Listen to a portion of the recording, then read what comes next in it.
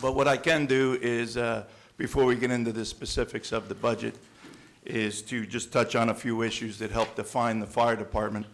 And it may serve as a reminder for some of the veteran council people, and it may help serve as a primer for some of the newer council people.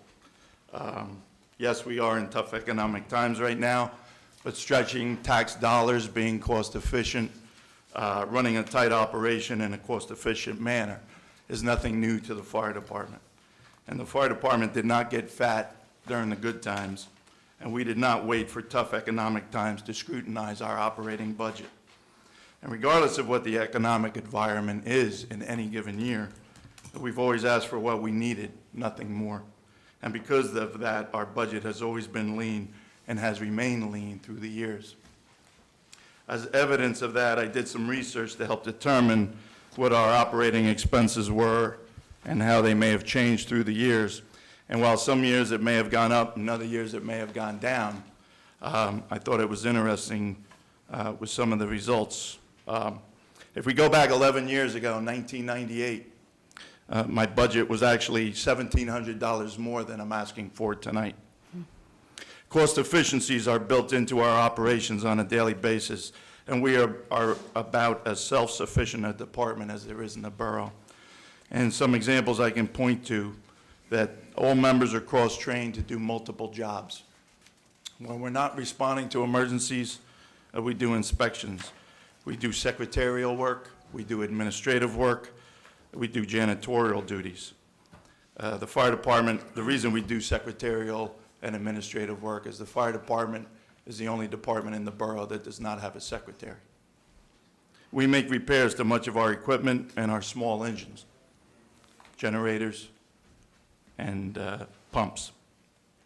We do not have a supervisor, in our case a captain, on duty around the clock on every shift, and we do not utilize acting captains in their absence. While our staffing level and our operating budget essentially remains unchanged for the last decade, our service to the community continues to increase. Since we've already used 1998 as an example, I'll return to 1998 again. Our response calls for assistance in 1998 were 449, compared to 740 in 2008, a 65% increase.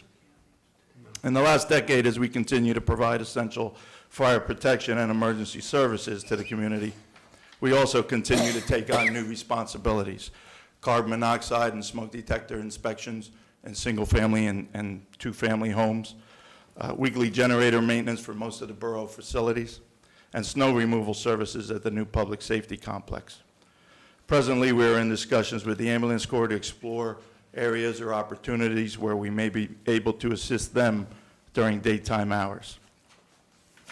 When we get to the budget, you'll see that there are no changes in personnel for 2009. We are presently staffed with 14 career firefighters, and we have 15 volunteer firefighters. Our career staffing level has remained consistent since 2000, which was the last time we added to our career staff. And our present staffing level should be considered as a minimum for us to begin our emergency operations. While we do not have any capital improvement requests in this year's budget, it is important to know that in the last few years we have supported capital improvement projects with non-tax dollars. And the funding comes from penalties, permits, and fines as permitted by the state of New Jersey, and over the last 2 years has allowed us to spend over $100,000 at no cost to the taxpayer. So you have in front of you the budget for 2009. I guess your concerns would probably be in three major areas: operating expenses, personnel, and overtime. With regards to the operating expenses, there was a 0% increase this year. On the summary page, you will notice that we actually have decreased the 265 budget by $3,000.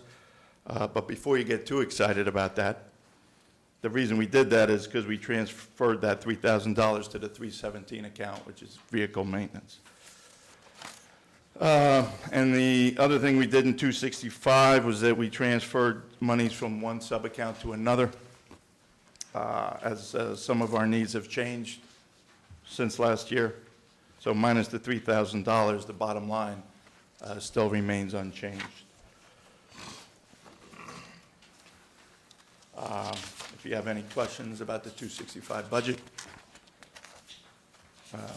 at least the operating expenses, before we get to I personnel don't want and to say you overtime. chose 1998 because that was my first year on the council that you went down, but, Isn't that fortuitous then? but are there any questions from the council on any of these items? I do.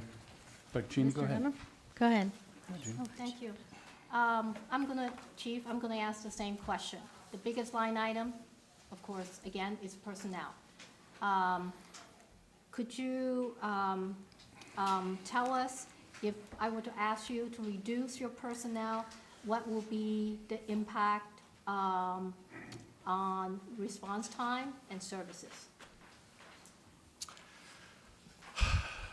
There would be an impact. I think the best way I can explain it is that Let me put it in a better context. What if I asked you to reduce one and replace that with volunteers? it wouldn't be that simple. I know that's a quick and easy solution. That's not the answer, and it's not that simple. It's a lot more complex than that. And I know through the years that's been brought up. That's not the first time it's been brought up. But you have to remember that the volunteer force that we have is not trained to take the place of a paid man. They have a whole set of different responsibilities. They are not, we are short-staffed in the volunteer division as well.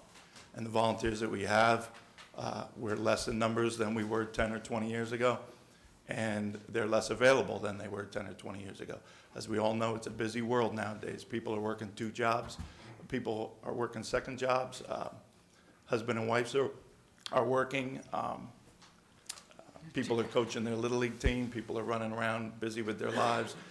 There's cutbacks in their jobs. They're not as available as they used to be.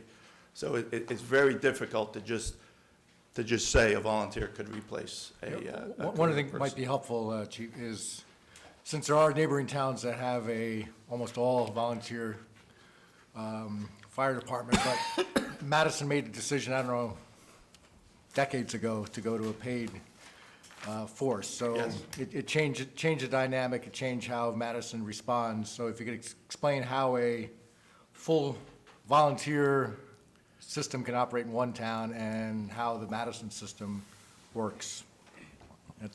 Well, every town is different. Yeah. And I can point to other AAA-rated communities that have twice the staff that we have.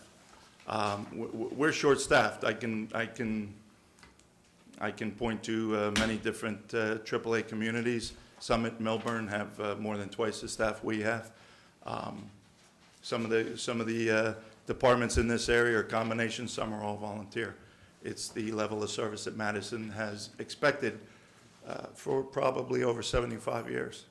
And it's really one of the points it's virtually impossible to shift from the model we have It's a tough dynamic. to a Chatham Township model, for example. It's a tough dynamic. I It really think, is. I think part of what you're trying to express also is that we are unique in the way that we respond to fires in comparison to the volunteer communities, that we respond to the scene instead of waiting till we have a complement of firefighters to roll out to a scene. So the response time is that much quicker, and I think you've articulated it far better than I have just now, in the past. And maybe that's a good thing to just say to everyone that's here, because no one has been through all those discussions we've had Right. over all those That years. makes